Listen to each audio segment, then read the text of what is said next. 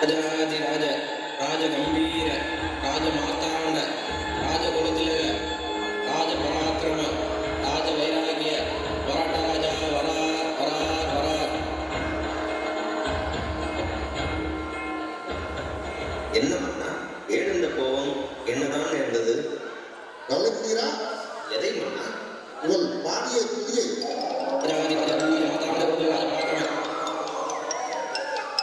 நான் சரியாக கவனிக்கவில்லையே மன்னா. நீர் எதைத்தான் கவனித்து ராஜகுலத்துமை விட்டுவிட்டான் ஐயா.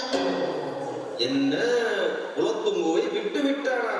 திராதகா காமுண்டகா நெஞ்சு பொறுப்பதில்லையே. எடு அந்த வாளை. போர் அரசவை கூறட்டும்.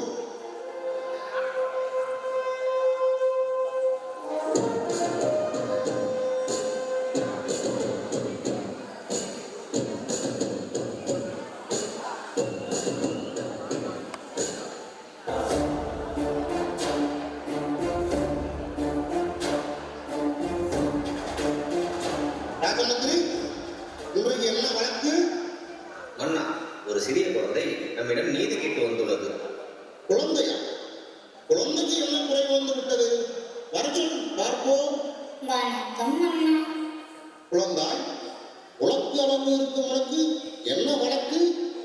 ஒரே மென்டல் டார்ச்சர் அண்ணா, மென்டல் டார்ச்சர். சொல்றேன் கேளுங்க.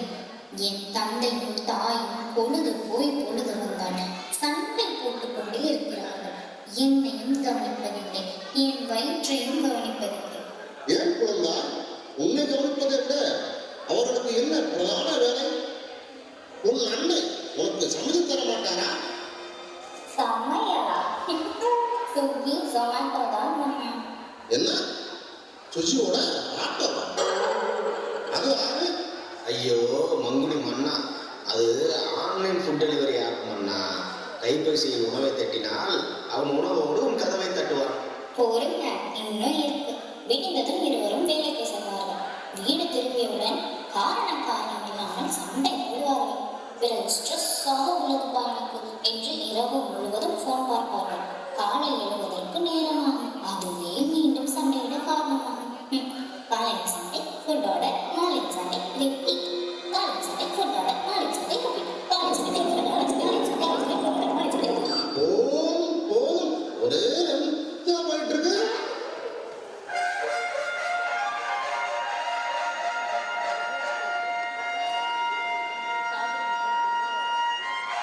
மன்னா, அரசவையில் அடுத்த ஒரு அவதாரமாய் இன்னொரு குழந்தையும் வந்துள்ளது. என்ன இன்னொரு குழந்தையா? அதுக்கு என்ன வழக்கு? அண்ணா, அண்ணா, என்னை காப்பாற்றுங்கள். சரி சரி, உன் பெற்றோர் தான் பிரச்சனை என்று தெரியும். என்ன காரணம் என்று சொல். அரசே, என்னை வீட்டிலேயே அடைத்து வைத்திருக்கிறார்கள். என்னது? வீட்டில் செய்யா? நான் ஆட்சி செய்ய மாட்டேன். குழந்தை செய்யா? என்ன கட்டுகிறாய்? என் குழந்தை, உனக்காவது உணவு வீட்டில் உன் அன்னை தருகிறாளா அல்லது அந்த ஆன்லைன்காரன் தான் தருகிறாளா? அது ஒரு பக்கம் நடக்கிறது மன்னா. அதைவிட உதாரணமான பிரச்சனை ஒன்று உள்ளது. கேளுங்கள். பக்கத்து வீட்டில் இருக்கும் தடியன் 100க்கு 100 மார்க் எடுக்கிறானா? நானும் எடுக்கணுமா? என்ன செய்வது? என் மண்டையிலே ஏறவே இல்லையே. என்னால் முடிந்த அளவு படிக்கிறேன். அது போதாதா? என்னை பாடாய் படுத்துகிறார்கள் மன்னா. ஏன் குழந்தாய், படிப்பு இஷ்டமில்லை என்றால் என்ன? விளையாட்டுத் துறையில் நாட்டம் கொள்ளலாமே. வாய்ப்பே இல்லை ராஜா. விளையாட போனால் என் படிப்பு கெட்டு விடுமா? விடுமுறை என்றாவது வெளியில் விடுவார்களா? ஓ, விடுவார்களே. Spoken English class, abacus class, Hindi class, swimming, skating, dance இதெல்லாம் போய் வருவதற்குள் திங்கட்கிழமை விடிந்து விடும். இப்போ முடியல. இப்பவே கண்ண கட்டுதே. மந்திரி, நம் நாடு இதை நோக்கி தான் போய் கொண்டிருக்கிறது. ஐயோ கடவுளே, கேட்கும் நமக்கே தலை சுற்றுகிறதே. பாவம் இந்த பிஞ்சுகள் என்னதான் செய்வார்கள்? மன்னா, இதற்கு என்னதான் தீர்ப்பு வழங்குவது?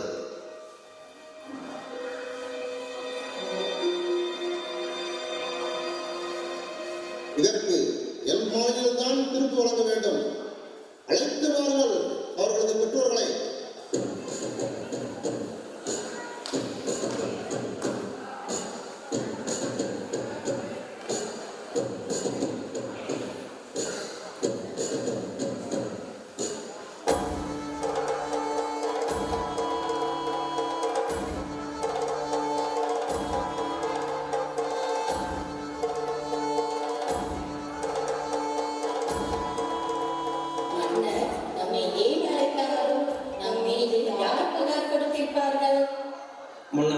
குழந்தைகளின் பெற்றோர்கள் அரசவைக்கு வருகை தந்துள்ளார்கள். உள்ளே வரச் சொல்லுங்கள். வாருங்கள். உங்கள் குழந்தைகள் உங்கள் மேல் புகார் அளித்துள்ளனர். என் மகளா புகார் கொடுத்தது? செய்வதறியாது புகார் கொடுத்திருப்பார்கள் அண்ணா. குழந்தைகள் பொய்யுரைக்க மாட்டார்கள். குழந்தையும் தெய்வமும் ஒன்று. எனவே உங்களுக்கு விசாரணையின்றி தண்டனை இதோ. அரசு உங்களுக்கு அளித்துள்ள இன்டர்நெட் சேவை இன்றிலிருந்து ரத்து செய்யப்படும். நீங்கள் தினமும் உணவு சமைக்கிறீர்களா, சண்டையிடாமல் இருக்கின்றீர்களா என்பதை கண்காணிக்க ஒரு காவலரை நியமிக்கப்படுவர். குழந்தைகளுக்கு சத்தான வீட்டு உணவு கொடுக்க வேண்டும், அதுவும் நேரம் தவறாமல். மீறினால் காரணா செய்திடுவேன். விடுமுறை என்று குழந்தைகளின் சுதந்திரத்தில் தலைவிட்டால் கண்டிப்பாக சிறை தண்டனை தான். 1000 போட்டவருக்கு நீங்கள் 20 மட்டுமே உணவு செய்ய வேண்டும். கோடை விடுமுறையில் எக்ஸ்ட்ரா வகுப்புகளுக்கு அனுப்பாமல் 10 நாள் சுற்றுலா அழைத்து செல்ல வேண்டும். அதற்கான செலவை அரசே ஏற்றுக்கொள்ளும். மீறினால் கொத்து புரட்டா போல் கொத்தி விடுவேன், ஜாக்கிரதை. மேலும் ஒரு அறிவுரை, உங்கள் கையில் 5 விரல்களும் ஒன்று மூலமாக உள்ளது. ஒவ்வொரு குழந்தைகளுக்கும் ஒரு திறமை இருக்கும். மற்றொரு குழந்தைகளுடன் ஒப்பிடக்கூடாது. இயற்கையை மீறி என்ன செய்தாலும் மன உளைச்சல் உங்களுக்குத்தான். என் நாட்டில் எந்த ஒரு குழந்தைகளுக்கும் இம்மாதிரியான பிரச்சனை இருக்கக்கூடாது. இந்த தீர்ப்பு அனைத்து பெற்றோர்களுக்கும் பாடமாக இருக்கட்டும். குழந்தைகளே, உங்கள் குழந்தை பருவத்தை எந்த பாகமும் இல்லாமல் இனிதே வாழ என் வாழ்த்துக்கள். இத்துடன் அரசவை கலையட்டும்.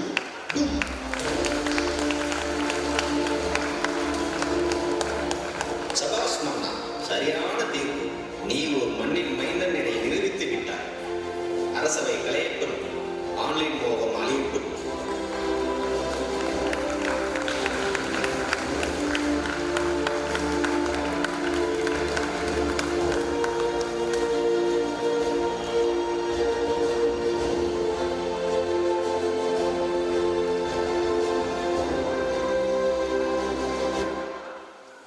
மதுரையிலேருந்து இந்த மழையும் புயல் அதை பொறுத்து கொடுத்தாங்க. அதில் பஸ்ஸை பிடிச்சி இங்கே வந்து ஒரு பயங்கரமான பிரம்மாண்டமான ஒரு பர்ஃபார்மன்ஸ் கொடுத்துருக்காங்க. அவங்க வந்து கிளாஸ் பண்ணி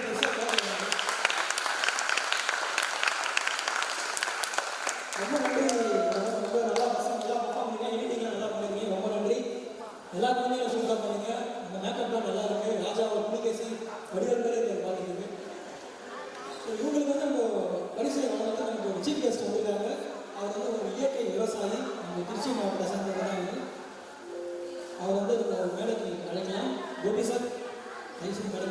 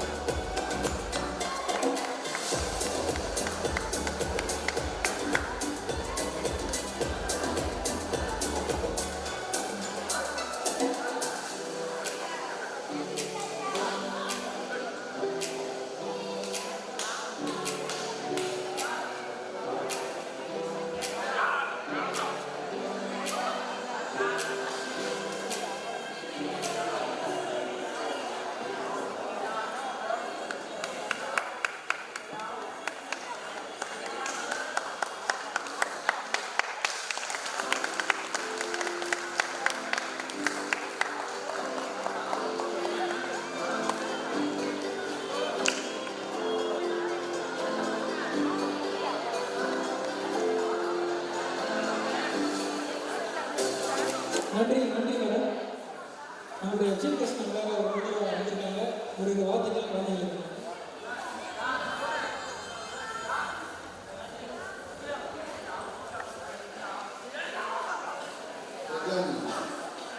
நரசிம்மகுமார் கனிவெளி ஃபஸ்ட்டு ஒரு முதல்ல நல்லா வளர்க்குது. நான் பெரிய பெரிய கொடுக்குறாங்க இயற்கை விவசாயத்தை செய்யறது ஏன் கொடுத்தாங்கன்னு அதாவது பாரதியாரோட பாடல்களோட சொல்லடி சிவசக்தி என்னை சுடர்மிகு அறிவுடன் படைத்து விட்டாயின்னு ஒரு வரிகள். அந்த வரிகளோட தாக்கம் என்ன, அதோட இது என்ன என்பதை உணரக்கூடிய ஒரு இடமாக திருச்சியில் இந்த இடம் அமைந்திருக்குங்கிறத நான் ரொம்ப சந்தோஷத்தோடு சொல்லிக்கிறேன். எப்பயுமே இந்த குழந்தைகளை வளர்க்கக்கூடிய தாய்மார்களுக்கும் தந்தையர்களுக்கும் இதை ஒரு இயக்கமாக நடத்தி வருகின்ற பிரசன்னகுமார் அவர்களும் நிச்சயமாக சொல்கிறேன், தாயின் போல் உயர்ந்தவர்கள் அதை விட நீங்கள் உயர்ந்து வைக்கிறீர்கள் என்பதை நான் சந்தோஷமாக இருக்கிறேன். இவர்கிட்ட ஒரு விஷயம் கேட்டார். அப்போ மிக முக்கியமான நபர்களை யாராவது அழைக்க முடியுமான்னு கேட்டார். நான் இந்த நிகழ்ச்சிக்கு அவங்கள ஒரு சில முக்கியமான நபர்களை அழைக்க முடியாமல் போச்சு. காரணம் என்னென்னா அந்த மழை, ரெண்டாவது இந்த டைம், அந்த டைம் ஹெக்டிக் டைம், இந்த அரசியல் சூழல் மிகுந்த நேரம்ன்றதுனால என்னால் அழைக்க முடியாமல் போச்சு. அது மூலம் நான் வருந்துறேன். ரெண்டாவது என்னென்னு கேட்டிங்கன்னா, இந்த மண்ணில் விதைக்கின்ற விதைகள் எல்லாம் வீரியமானவை. அது எந்த விதையும் பழுதாகாது. என்ன, ஒரு மரம் 100 கனி தரும், ஒரு மரம் 10 கனி தரும், புரியுதுங்களா? அது மாதிரி இங்கே யாரும் எந்த விதத்திலும் எந்த சூழ்நிலையிலும் மற்றவர்களை விட எந்த விதத்திலும் நாம் குறைவில்லாதவர்கள் என்பதை கருதி நீங்கள் இங்கே இருக்க டீச்சர்ஸ், இந்த ட்ரைனிங் கொடுத்த டீச்சர்ஸ்லாம் பார்த்தேன். இந்த குழந்தைங்க பெர்ஃபார்மன்ஸ் பண்ணுறது அவங்க கண்ணில் சந்தோஷமாக தெரிஞ்சதை நான் பார்த்தேன். ரொம்ப ரொம்ப சந்தோஷம். உங்களுடைய இந்த இன்பத்தை நீங்கள் வெளிப்படுத்திங்க அப்படின்னா இது இறைவனை நேரில் பண்ணுறதுக்கான சமமான நான் கருதுகிறேன். நிச்சயமாக இந்த அமைப்பு பெரிய அளவில் வரணும் வாழ்த்தி உங்களோட நான் இணைக்கம் பயணிப்பேன்னு சொல்லி நன்றி தெரிவிச்சுக்கிறேன். நன்றி, வணக்கம்.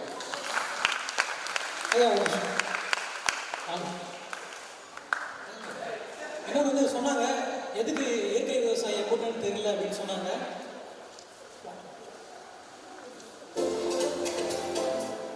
எதுக்குன்னு சொல்லிடுறேன். நம்ம குழந்தைங்களுக்கு அரசாங்கம் 4% வேலைவாய்ப்பு ஒதுக்கியிருக்கு. ஆனால் திருச்சி மாவட்டத்துக்கு மட்டும் 4%, இல்லை காது கேட்காதவங்களுக்கு மட்டும் 4%, இல்லை ஊனமுற்ற குழந்தைகளுக்கு மட்டும் 4%, யாருக்கும் தெரியாது. ஆனால் அந்த 4% எத்தனை குழந்தைங்க இருக்காங்க, எத்தனை பேருக்கு வேலை கிடைக்கும்? பாண்டிச்சேரியில் ஒரு இதேமாரி உங்களை மாதிரி ஒரு ஸ்கூல் இருக்குது, சிஸ்டின்னு சொல்லிட்டு. அவங்க இயற்கை விவசாயம் பண்ணுறாங்க. அதில் உள்ள இயற்கை விவசாயம் பண்ணுற எல்லாருமே ஊனமுற்ற குழந்தைகள், மன உளைச்சல் குழந்தைகள். அவங்க விவசாயம் பண்ணி அவங்களுக்கு ட்ரைனிங் கொடுத்து அவங்களுக்கு கைத்தொழில் அவங்க பண்ணுறாங்க. ஸோ உங்கள்கிட்ட நான் கேட்டுக்கிறது, நான் இந்த நிகழ்ச்சி மட்டும் நான் பண்ணலை, குழந்தைங்களுக்கு சேல்ஸ் ஸ்டால் அரேஞ்ச் பண்ணிட்டு இருக்கேன். நம்ம குழந்தைங்களுக்கு என்ன அவங்களால முடியும், அவங்களால என்ன பண்ண வைக்க முடியும், ஒரு டோர் மேட், காலில் போகிற மேட் பண்ண வைக்கணுமா, ஷூ சாக்ஸா, இல்லைன்னா ஒரு ஷாலில் எம்ப்ராய்டிங் பண்ண வைக்க முடியுமா, அந்த குழந்தை கைத்தொழில் கற்றுக் கொடுங்க. அரசாங்கத்தையும் எல்லாமே ஃபுல் பொறுப்பை கொடுக்க முடியாது. அரசாங்கத்தினாலேயும் அவங்ககிட்டையும் எல்லாருக்கும் அவ்வளோ ஹெல்ப் பண்ண முடியாது. நம்மளை தான் பார்த்துக்கணும். குழந்தைங்களுக்கு ஒரு கைத்தொழில் கற்றுக் கொடுங்க. அந்த கைத்தொழிலை கண்டிப்பாக ஒரு நாள் அவங்களுக்கு உதவி பண்ணும். இயற்கை விவசாயம் சொன்னாங்க. இயற்கை விவசாயம் தான் நம்ம வருங்காலமே. இருக்கிற எல்லாமே ரியல் எஸ்டேட்டாக மாறிடுச்சு. விவசாயம் பண்ணுறதுக்கு ஆள் இல்லை. இவர்கள் மாதிரி ஆளுங்க கற்றுக் கொடுத்தா தான் விவசாயம் வளரும். நம்மளை மாதிரி ஐயாவோட ஆளுங்கிட்ட நீங்கள் விவசாயம் கற்றுக்கலாம், குழந்தைங்களுக்கு கற்றுக் கொடுக்கலாம். அவங்களுக்கு ஒரு பெரிய வளர்ச்சி, முன்னேற்றம் கண்டிப்பாக அமையும். நீங்கள் உங்களுடைய டைமை ஒதுக்கி இங்கே வந்ததுக்கு ரொம்ப நன்றிங்க ஐயா.